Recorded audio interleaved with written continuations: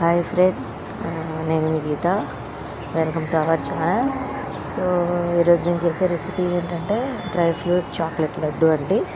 So ఇది ఎందుకు prepare చేస్తున్నానంటే మా పాపకి ఈరోజు స్కూల్లో న్యూట్రిషన్ ఫుడ్ కాంపిటీషన్ ఉంది, దానికోసం చేస్తున్నాను.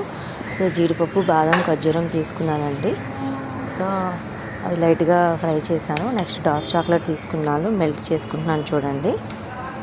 సో సాఫ్ట్గా మెల్ట్ అయిపోవాలి. ఈ ముందుగా ఫ్రై చేసుకున్న డ్రై ఫ్రూట్స్ ఏవైతే ఉన్నాయో సో అవన్నీ మిక్సీ పెట్టి కొంచెం నెయ్యి కలిపి ఇలా ఉండల్లా చేసుకున్నానండి.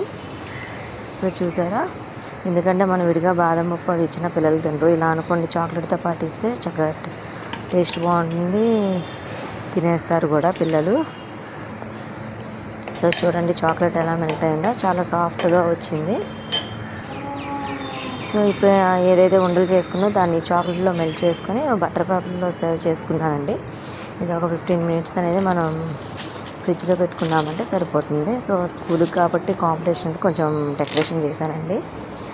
చూడండి వ్యాపర్స్, దాంతో నేను ప్యాకింగ్ అనేది చేశాను చూడండి. సో వీడియో నచ్చినట్లయితే లైక్ చేసి సబ్స్క్రైబ్ చేయండి.